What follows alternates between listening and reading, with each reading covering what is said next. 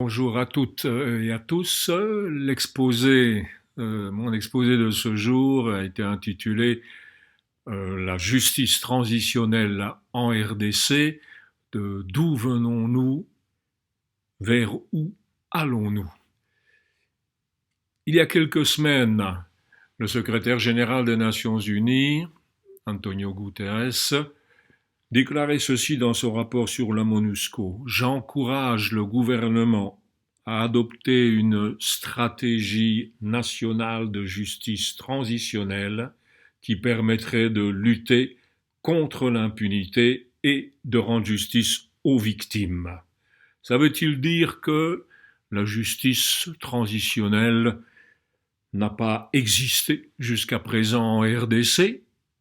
Évidemment non. La justice transitionnelle en RDC a déjà une longue histoire.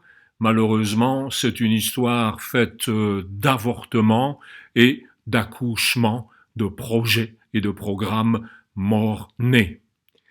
En 91, par exemple, la Conférence nationale souveraine a mis en place certains mécanismes de justice transitionnelle au moment même où la terminologie de justice transitionnelle n'existait pas encore, et elle a pris des résolutions, formulé des recommandations, publié des rapports, dont un rapport sur les biens mal acquis, un autre sur les assassinats et les droits de l'homme.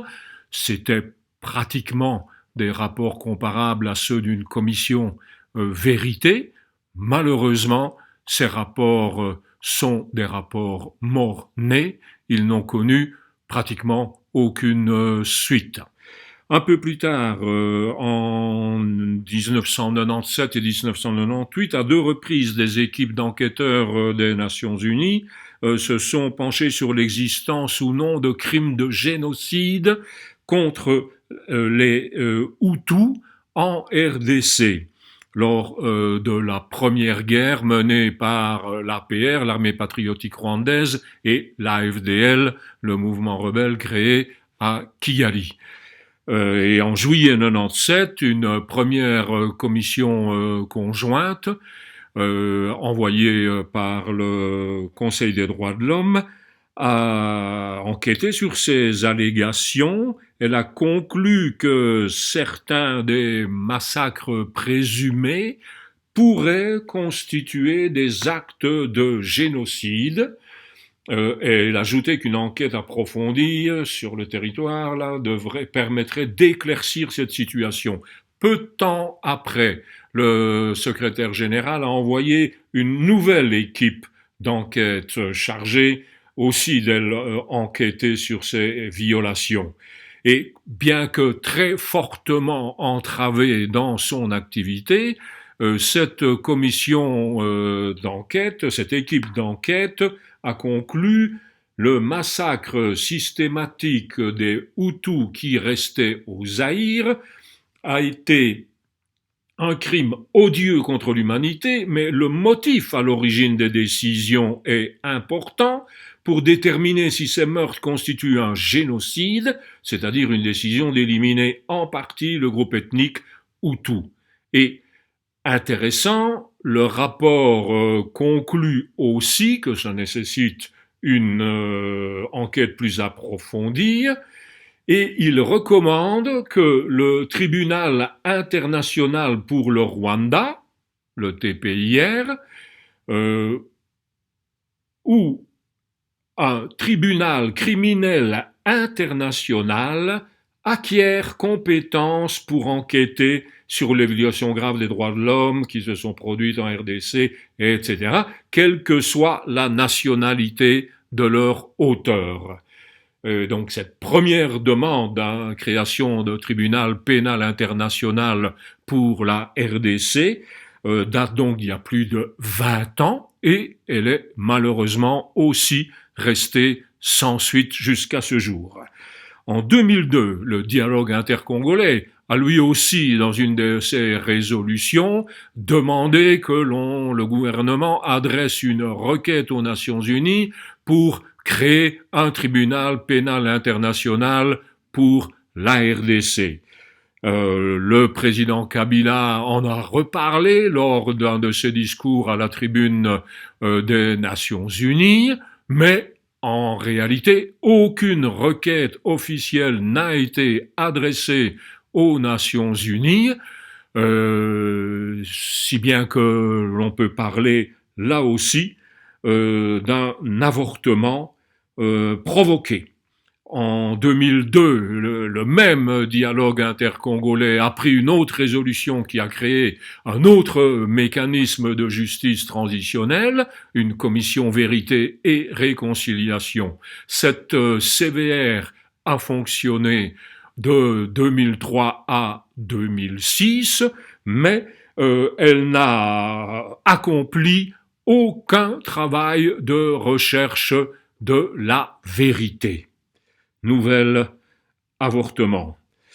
En 2010, le rapport Mapping, vous le savez, a détaillé longuement les différentes options de justice transitionnelle qui pourraient être mises en œuvre en RDC. Et juste après sa parution, il a été mis dans les tiroirs à New York et à Genève, et il n'est sorti que de ces tiroirs, il n'a été ressuscité et exhumé que par le discours courageux du prix Nobel de la paix, le docteur Mukwege, il y a 2 ans. En 2012-2013, des projets de création de chambres spécialisées mixtes au sein des tribunaux congolais ont été conçus par le ministre de la Justice, ont été soumis au Parlement, et le Parlement a rejeté l'embryon de tribunal pénal, et donc là aussi on a eu un avortement provoqué d'un mécanisme de justice transitionnelle. Depuis 15 ans, en matière de procès, l'on a assisté à un certain nombre de procès menés par les tribunaux militaires, quasiment jamais contre les auteurs des crimes internationaux répertoriés par le rapport Mapping,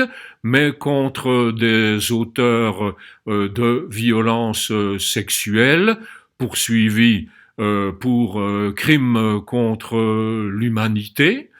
Et malgré ces sentences intéressantes, il faut bien constater que non seulement énormément d'auteurs ont pu s'évader des prisons passoires de la RDC, mais aussi et surtout que pratiquement aucune des victimes auxquelles étaient pourtant octroyés des dommages et intérêts n'a pu recevoir effectivement ces dommages et intérêts. Voilà.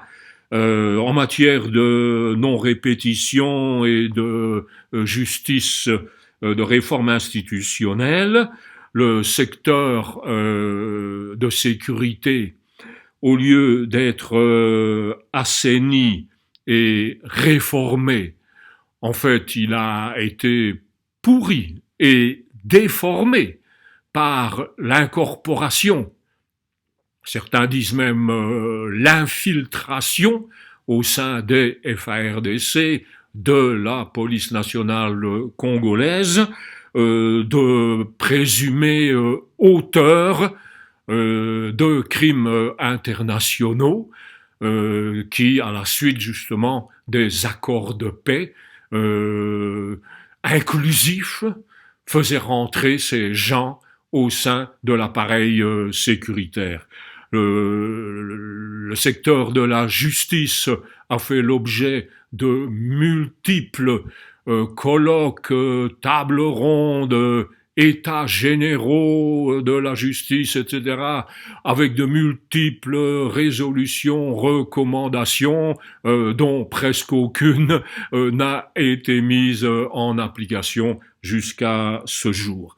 Donc, d'où l'on vient, c'est évidemment d'une série d'avortements, de tentatives de mettre en place certains mécanismes de la justice transitionnelle.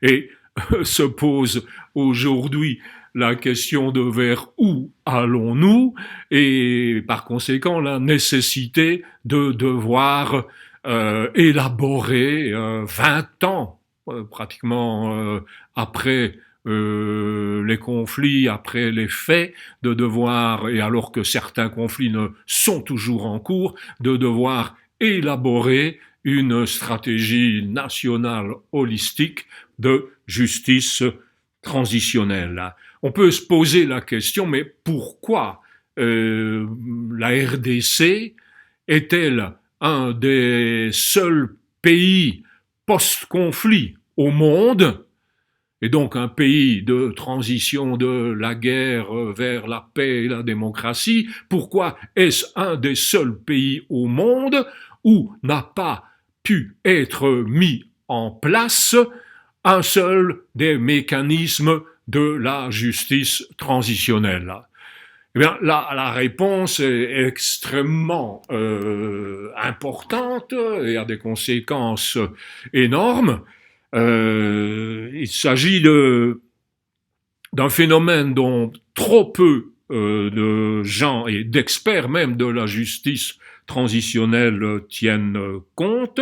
C'est une particularité de la situation congolaise, qui est celle-ci: les crimes documentés par le rapport Mapping ont été commis non pas principalement par des Congolais ou entre des Congolais, mais ont été commis en grande majorité par des armées étrangères et non par des Congolais lors de conflits armés internes.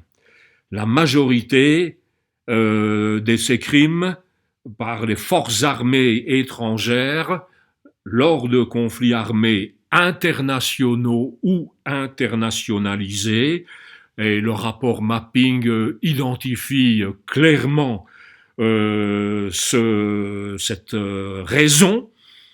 Il dit ceci: c'est les États tiers, il parle des États tiers et donc des pays qui peuvent être tenus responsables de violations graves des droits de l'homme commises par leurs armées nationales pendant la période sous considération en RDC, notamment l'Ouganda, le Rwanda, le Burundi et l'Angola.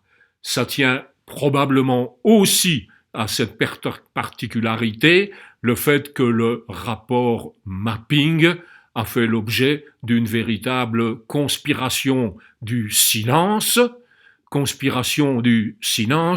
qui a heureusement été brisée courageusement par le prix Nobel de la paix lors du discours de réception de son prix. Alors, cette forte implication des pays tiers, dont la responsabilité internationale est engagée pour grave violation des droits de l'homme et du droit international humanitaire, elle doit être prise en compte, évidemment, aussi lorsque l'on élabore une stratégie de justice transitionnelle en RDC, et elle a des répercussions sur chacun des 4 mécanismes principaux de la justice transitionnelle, à savoir les poursuites pénales, bien sûr, mais aussi les mécanismes de recherche de la vérité, les mécanismes de réparation pour les victimes, ainsi que les mécanismes de réforme institutionnelle ou de garantie de non-répétition. Je vais passer en revue chacun de ces 4 mécanismes, voir pour chacun d'entre eux quelles répercussions entraîne l'implication des États tiers dans les crimes internationaux commis en RDC et formuler des propositions de stratégie pour chacun de ces mécanismes. Je commence par le mécanisme judiciaire qui répond au droit à la justice pour les victimes. La demande la plus souvent entendue ces derniers temps et ces dernières années, lors des manifestations, lors d'interventions dans les médias, lors de webinaires, etc., en matière de poursuite judiciaire des présumés auteurs des crimes commis, c'est celle de la création d'un tribunal pénal international pour la RDC. Et paradoxalement, cette demande ne figure pas dans les recommandations du rapport Mapping.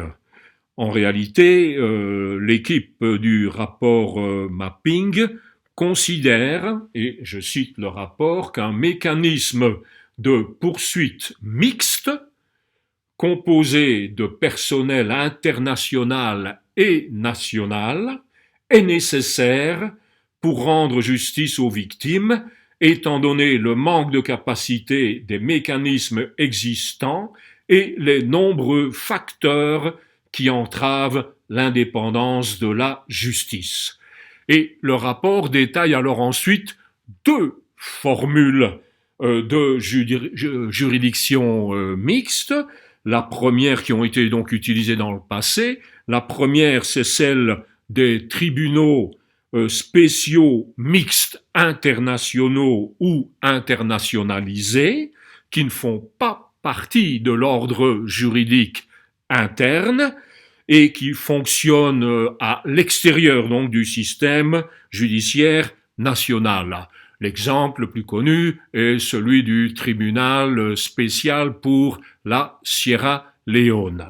La deuxième formule détaillée par le rapport Mapping, c'est celle des chambres mixtes et spécialisées qui sont intégrées dans le système judiciaire interne, font partie donc du système judiciaire national, comme ça a été le cas au Cambodge, en Bosnie-Herzégovine, ou encore plus récemment en République centrafricaine.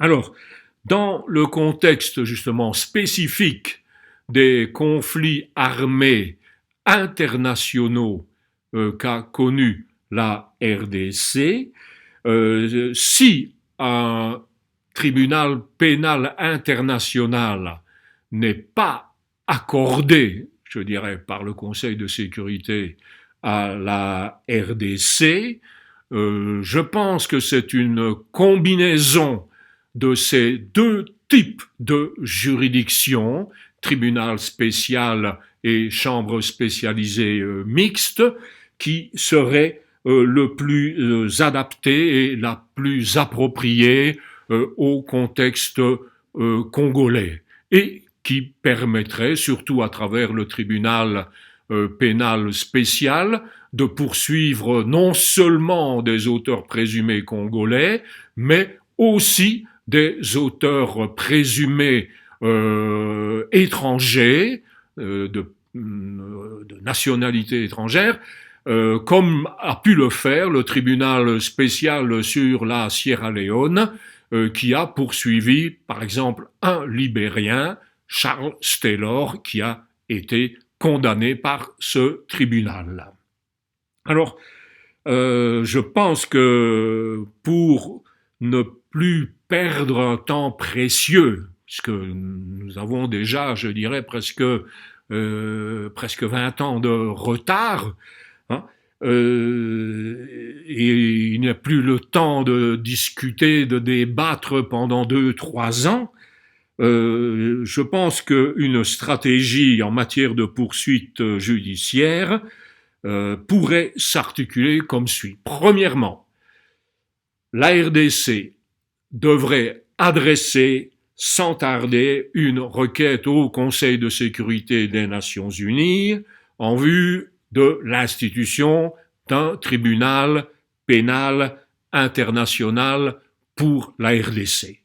Ça permettrait d'y voir clair, parce que, deuxièmement, si le Conseil de sécurité, qui, je le rappelle, il n'a plus créé de tribunaux pénaux internationaux depuis plus de 25 ans.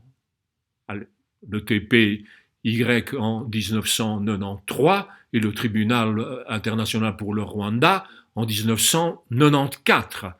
Et donc, si le Conseil de sécurité, pour diverses raisons que j'ai pas le temps de détailler, mais qui me semblent probables, rejette cette demande, il est possible à la RDC, à son gouvernement ou au président de la République de demander l'aide des Nations Unies en vue de créer un mécanisme de poursuite mixte sous la forme d'un tribunal donc pénal spécial pour la RDC, qui peut être créé non pas par une résolution du Conseil de sécurité, mais simplement sur base d'un accord entre le gouvernement congolais et les Nations Unies.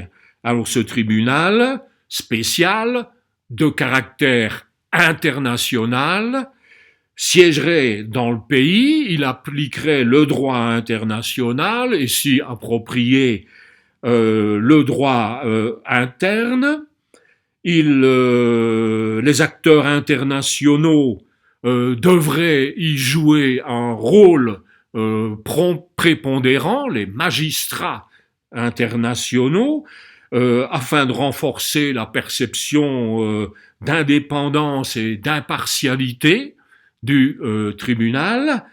Et le rapport Mapping donc décrit plusieurs des avantages de cette formule, dont certains peuvent se révéler donc très importants justement dans le contexte régional des conflits qui ont frappé la RDC. Et il pourrait poursuivre non seulement des nationaux, comme je l'ai dit, mais des ressortissants d'États tiers qui portent la responsabilité la plus lourde dans les crimes internationaux commis en RDC. Alors, troisième démarche, je dirais, comme ce tribunal pénal spécial ou même un TPI, au cas où il serait accordé à la RDC, ne peut pas traiter tous les cas, il ne peut traiter qu'un nombre limité de cas en se focalisant sur les plus hauts responsables des crimes commis. Se pose alors justement la question du sort judiciaire qui est réservé aux auteurs de niveau moyen et inférieur, pourrait-on dire. Et pour qu'ils ne puissent justement échapper à la justice, la deuxième formule de tribunaux mixtes proposée par le rapport Mapping, les chambres spécialisées mixtes, pourraient prendre en charge ces présumés auteurs inférieurs entre guillemets. La RDC devrait pour cela soumettre une demande pour l'adoption de ce qu'on appelle des mesures spéciales temporaires. Il devrait demander cela au Conseil de sécurité des Nations Unies, qui serait suivi, comme ça a été dans le cas d'autres pays, d'un memorandum of understanding, d'un mémorandum d'entente entre le gouvernement congolais et la MONUSCO, par exemple, pourquoi pas, sur justement la mise en place de chambres spécialisées mixtes au sein des cours d'appel, composées donc de juges nationaux et internationaux. Ces juridictions, elles peuvent être spécialisées, donc peuvent être créées en tant qu'institutions nationales, sur base de l'article 149 de la Constitution, qui dit dans un de ses alinéas, la loi peut créer des juridictions spécialisées. Mais il y a une quatrième piste qui me semble devoir être suivie et empruntée d'urgence. C'est celle d'un autre mécanisme judiciaire que je qualifierais de préjuridictionnel, qui est un prérequis urgent et même prioritaire pour la RDC, c'est le déploiement d'une équipe d'enquêteurs.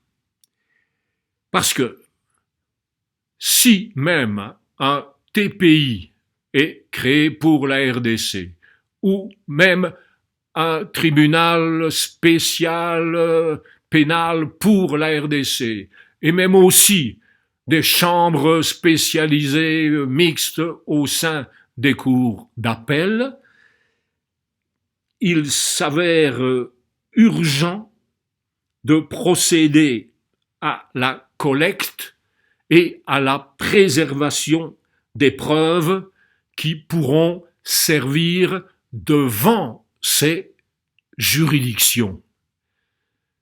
Parce que, évidemment, ces tribunaux, quels qu'ils soient, la première chose qu'ils feront, c'est de dire, mais écoutez, procureur, vous devez m'administrer la preuve des crimes commis, pas une simple description, comme en fait le rapport mapping, qui se limite à cela.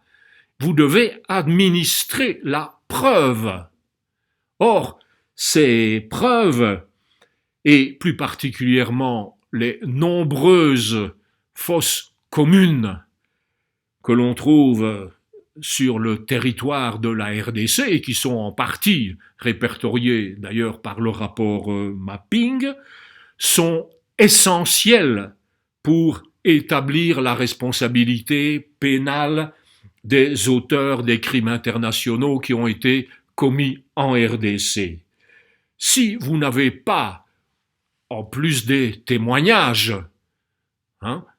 témoignages directs qui ne sont pas toujours faciles à pouvoir administrer, et aussi témoignages qui remontent pour certains d'entre eux à plus de 25 ans. D'ailleurs, peut-être certains témoins ont même-ils déjà disparu, vu tout ce retard accumulé.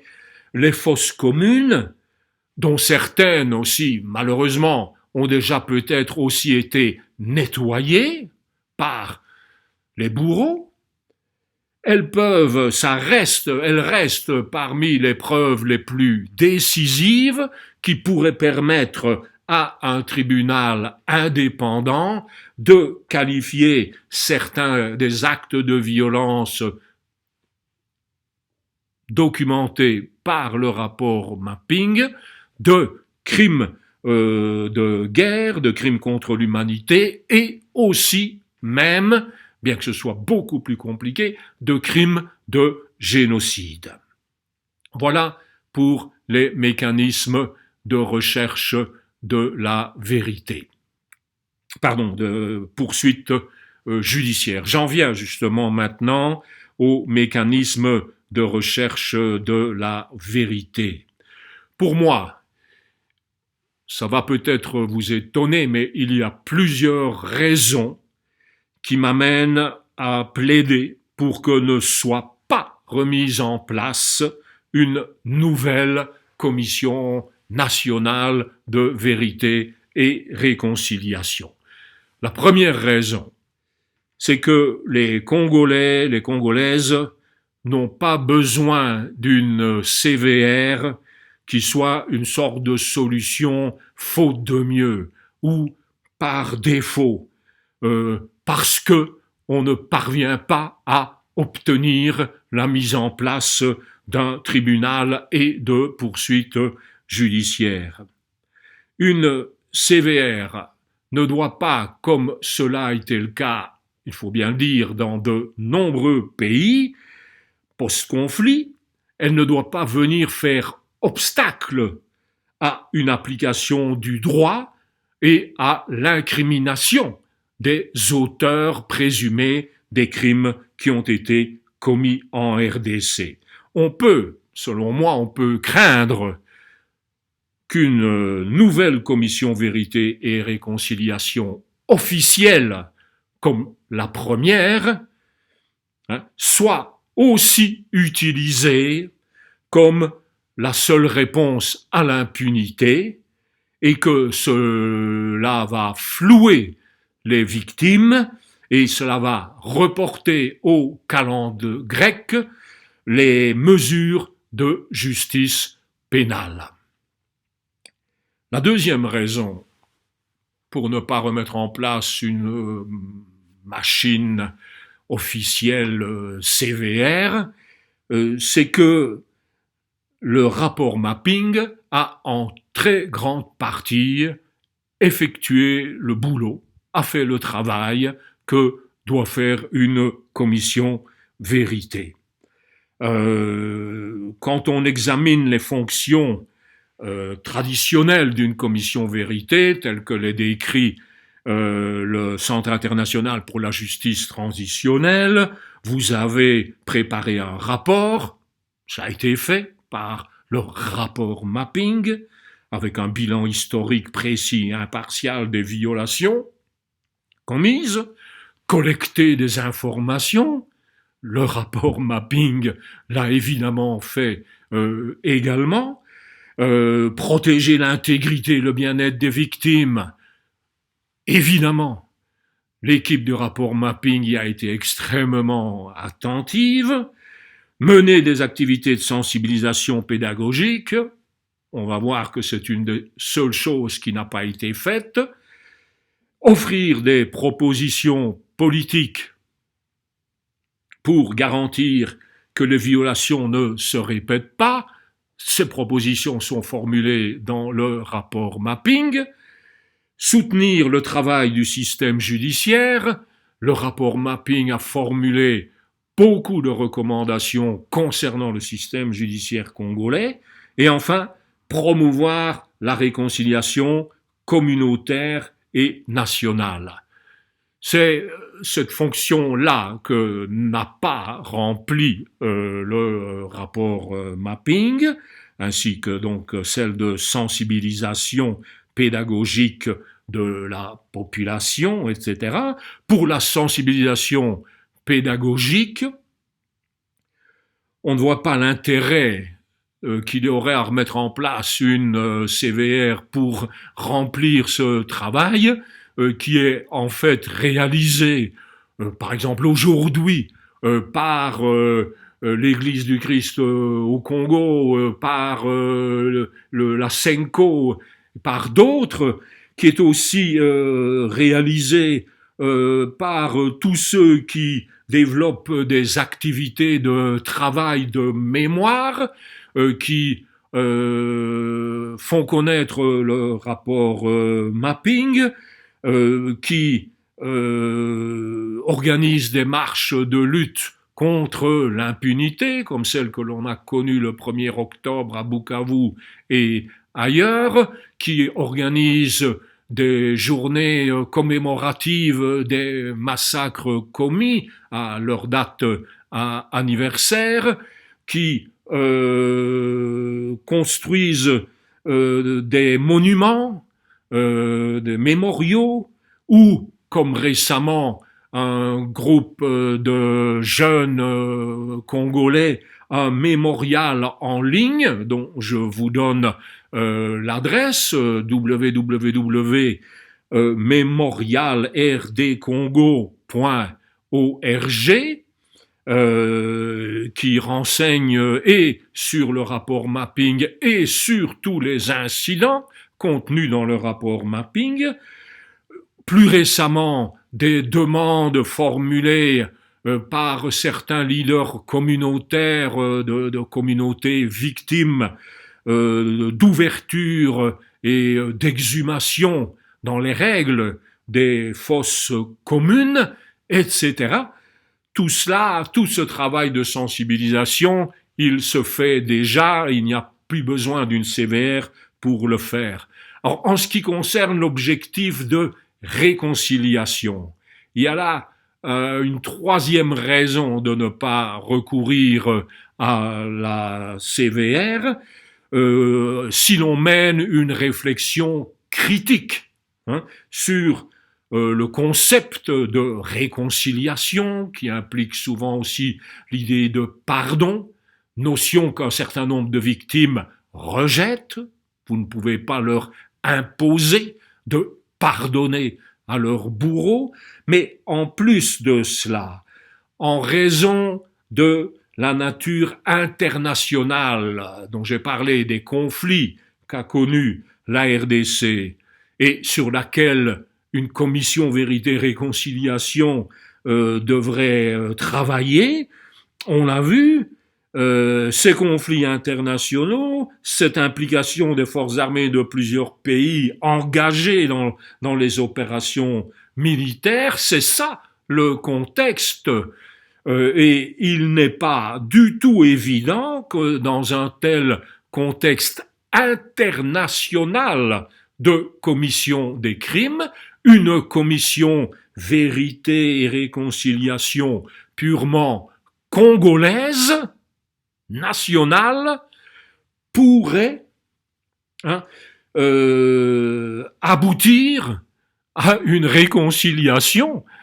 En fait, il faudrait dans ce cas réconcilier pratiquement deux États, comme la France et l'Allemagne ont dû se réconcilier après la Deuxième Guerre mondiale. Cela a pris 30 à 40 ans pour aboutir à cette réconciliation.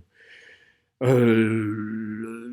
réconciliation entre Congolais, elle peut bien sûr exister et elle est souhaitable, mais dans les situations de conflit interne qu'a connu le pays à plusieurs endroits, dans plusieurs provinces.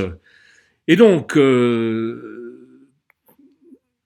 il faudrait penser peut-être à autre chose qu'une grande machine, un gros machin de recherche de la vérité, une CVR bis, et trois axes possibles s'ouvrent.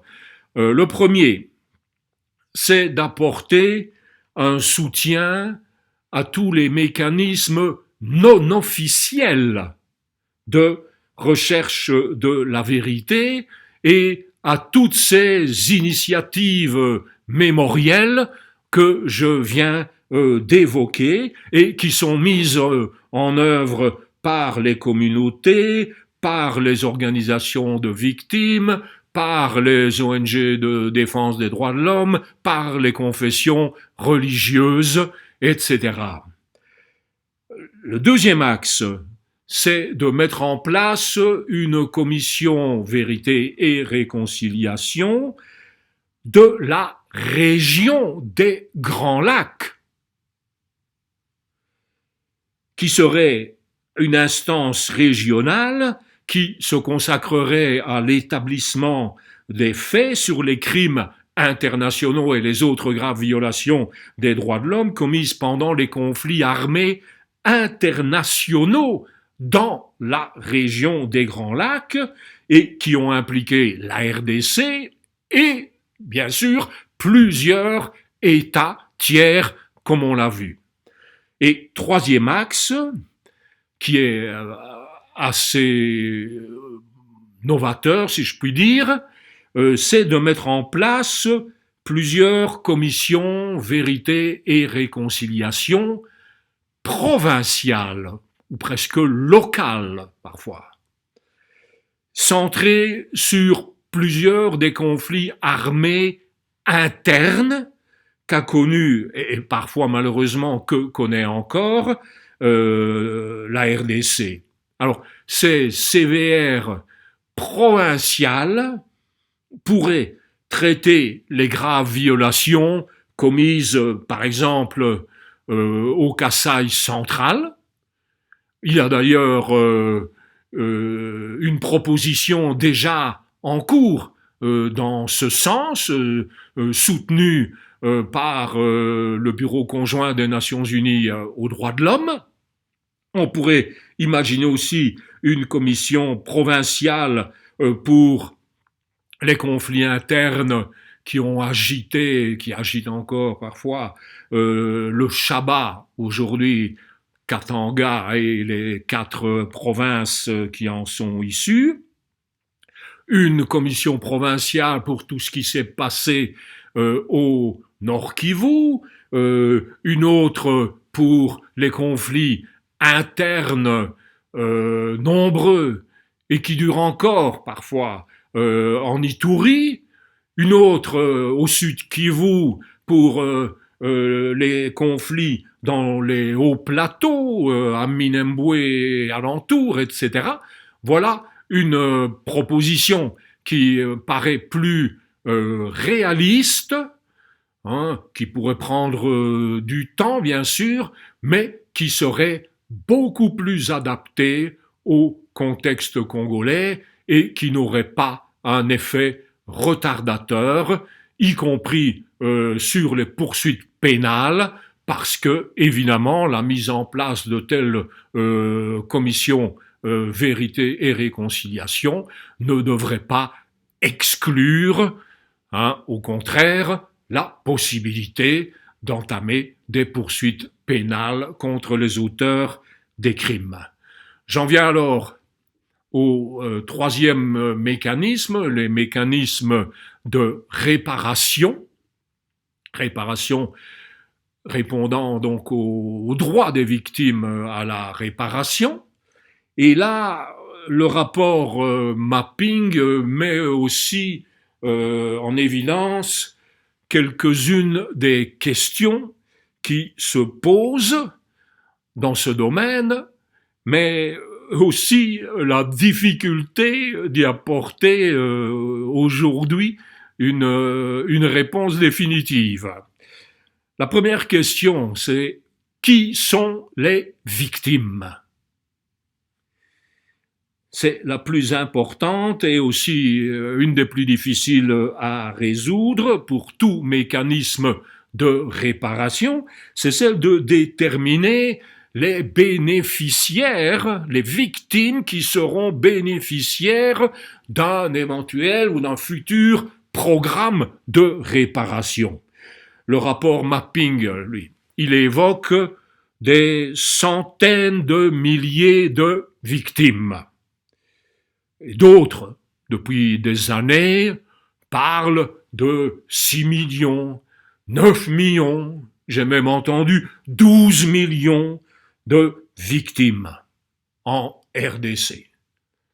Quelles seront les victimes bénéficiaires des réparations en RDC? C'est un problème difficile à résoudre. Deuxième question, qui doit payer? Qui doit payer ces réparations?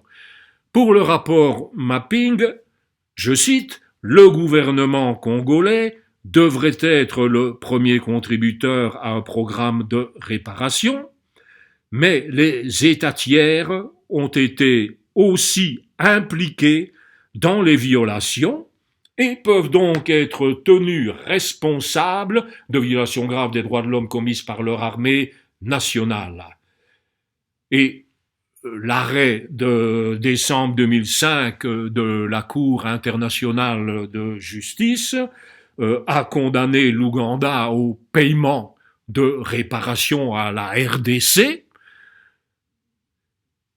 Et la question qui se pose, c'est où en est-on aujourd'hui? Où en est-on de ces paiements par l'Ouganda, de ces réparations?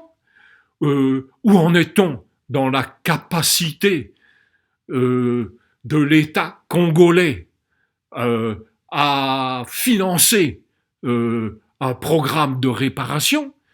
Donc, cette question-là, je ne peux pas y répondre dans le cadre de ce cours exposé, mais elle mérite évidemment discussion. Et puis, troisième grande question, quel type de réparation mettre en œuvre en RDC? Et là, il y a plusieurs sous-questions. Les réparations judiciaires? Ah, les réparations judiciaires, malgré plusieurs condamnations judiciaires des auteurs, des militaires, de policiers, qui ont été tenus civilement responsables pour des réparations civiles au bénéfice des victimes, lors de procès faits par les tribunaux militaires. Vous le savez, ces décisions ne sont pratiquement jamais exécutées. Les victimes ne reçoivent pas leur réparation sous forme de dommages et intérêts. Et le danger qu'il y a aujourd'hui, c'est d'être découragé et de se dire bon, les tribunaux ne pourront pas faire payer ces réparations judiciaires, l'État condamné in solidum ne le pourra pas non plus.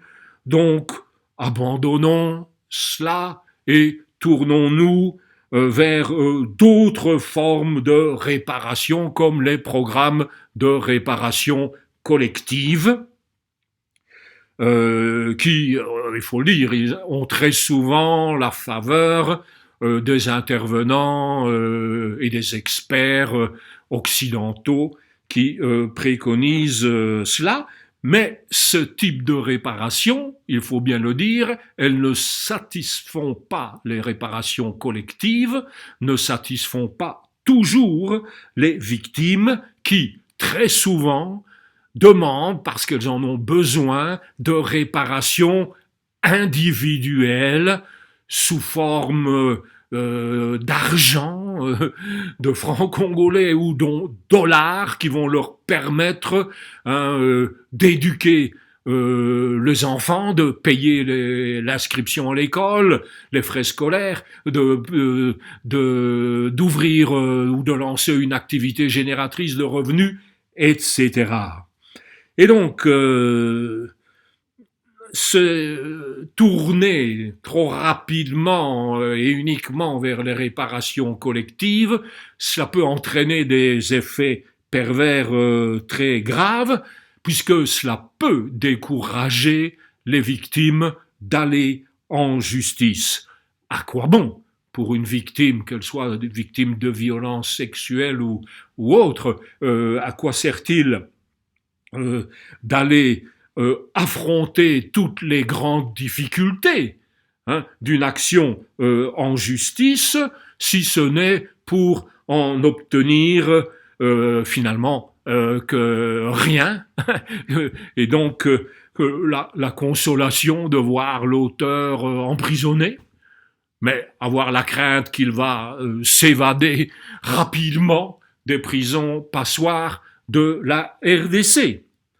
Alors, ça pose justement la question des réparations individuelles ou collectives et du dosage entre ces deux types de réparations. Le rapport Mapping considère que dans le contexte, je cite le rapport, dans le contexte de la RDC, où des dizaines de milliers de victimes ont subi un préjudice, un vaste programme de réparation individuelle est difficile à envisager. Et il en conclut que des réparations collectives semblent être particulièrement appropriées. Mais Le rapport Mapping précise que le principe même des réparations collectives est très controversé parce que si elles sont de type matériel, leur nature réparatrice n'est pas toujours très claire. Par exemple, le rapport Mapping dit certains projets de développement au profit des communautés victimes pourraient être vus comme une mesure de réparation. Ah, pour moi, c'est aller un peu loin, parce que sur cette base, la réhabilitation des axes routiers au Kivu, par exemple, pourrait être considérée comme une réparation au profit des victimes de l'Est, et ça pourrait exonérer l'État congolais de prodiguer d'autres réparations aux victimes. Vous voyez là les dangers qu'il pourrait y avoir, et le rapport Mapping il précise d'ailleurs qu'un ciblage plus précis des communautés victimes est possible. Il dit ceci: en consultation avec les victimes elles-mêmes, certaines mesures collectives bénéficiant spécifiquement aux victimes peuvent être identifiées. Un projet communautaire ayant pour but de localiser les restes des individus portés disparus. Pour moi, c'est identifier et exhumer des fosses communes, par exemple, ou un projet de construction d'un centre médical avec des structures spécialisées de réhabilitation pour les victimes spécifiques, comme par exemple celles de viol ou de mutilation.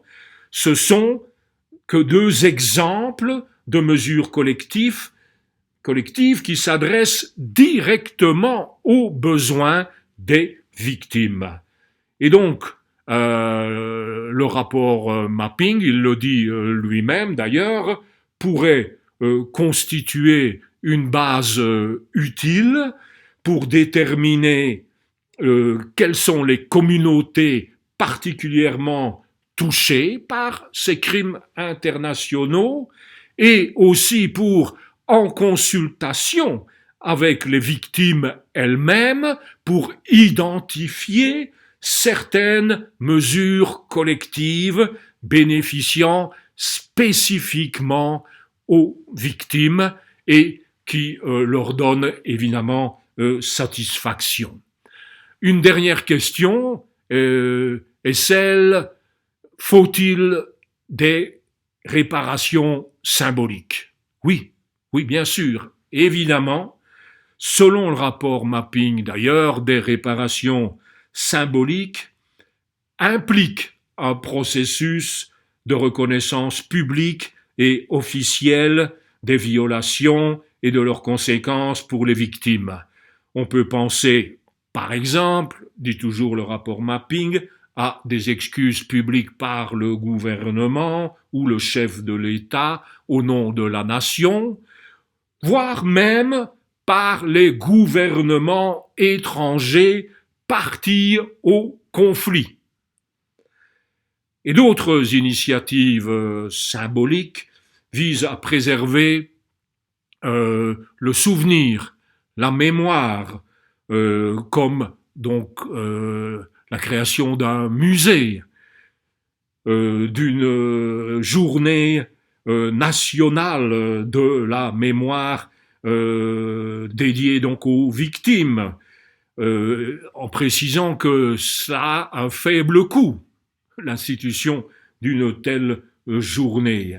Pareilles mesures, elles sont importantes aussi parce qu'elles contribuent à freiner des tentatives de révision de l'histoire ou d'imposition d'un récit historique faux sur ce qui s'est passé. C'est finalement un assez grave danger que connaît la RDC, puisque on pourrait dire que depuis 25 ans, certains sont parvenus à imposer un narratif historique, un récit officiel de tout ce qui s'est déroulé en RDC et qui les exonère d'ailleurs de toutes les responsabilités dans des crimes. Et donc, c'est un besoin indiscutable, le besoin de reconnaissance qu'ont les victimes est indiscutable, des initiatives sincères et publiques de reconnaissance et d'excuses peuvent jouer un rôle important dans le processus de reconstruction du tissu social et de la confiance dans les institutions étatiques. Le besoin de conserver la mémoire est prégnant en RDC, dit le rapport Mapping, et il s'exprime ces dernières années, comme je l'ai dit précédemment, par la multiplication d'activités mémorielles. Dernier mécanisme, et je serai plus bref, c'est le mécanisme de réformes institutionnelles qui répond aux droits des victimes à des garanties de non-répétition. Nous n'en sommes nulle part en RDC dans ce domaine et plus particulièrement le processus de réforme des forces de sécurité, de la police, de l'armée, des services de renseignement n'en est presque nulle part et il n'a aucunement intégré les préoccupations de la justice transitionnelle, plutôt que de faire sortir de l'armée les suspects de violations graves, comme je l'ai dit, on les y a fait entrer et ils y sont toujours. Le processus de DDR visant à désarmer les combattants et leur donner le choix à un retour à la vie civile ou l'intégration dans l'armée ou dans la police a conduit, en raison du principe d'inclusivité consacré dans les accords de paix, à intégrer dans les institutions politiques, mais aussi dans les services de sécurité, de nombreux éléments de groupes armés présumés responsables des violations graves. Et donc, il est primordial de réformer les institutions militaires, judiciaires et de maintien de l'ordre, les services de renseignement.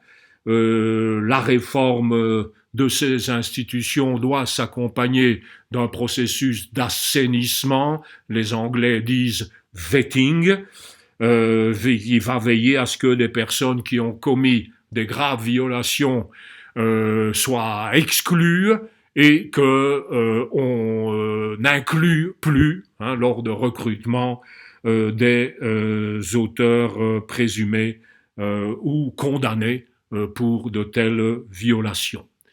Je terminerai en disant que il n'est plus temps de mettre en route des activités qui, selon moi, ne pourraient faire que retarder la mise en place de ces 4 mécanismes de justice transitionnelle. Non seulement une commission vérité nationale officielle ne risque d'avoir un énorme effet de retardement sur la mise en place des poursuites pénales, mais 2 autres activités font courir ce risque aussi. La première, c'est de vouloir organiser de larges consultations nationales pour élaborer la stratégie de justice transitionnelle. Je sais que des nombreuses consultations ont déjà eu lieu, elles sont renseignées d'ailleurs dans le rapport Mapping. Plusieurs rapports par des ONG nationales et internationales se sont basés sur des enquêtes réalisées auprès des victimes. Écoutez, cela suffit. Hein. Ne nous lançons pas dans des larges consultations nationales qui, bien sûr, créeront de l'emploi, mais ce n'est quand même pas le but que nous recherchons, mais auront pour effet de retarder de encore 2 ou 3 ans la mise en place des mécanismes de justice transitionnelle. La deuxième activité qui, pour moi, comporte le risque aussi d'avoir un effet retardateur, c'est de demander la rédaction d'un mapping numéro 2, c'est-à-dire un rapport mapping portant sur les crimes internationaux et les violations graves des droits de l'homme commis depuis juin 2003, là où s'arrête le rapport mapping, pour arriver jusqu'en 2020 ou 2021.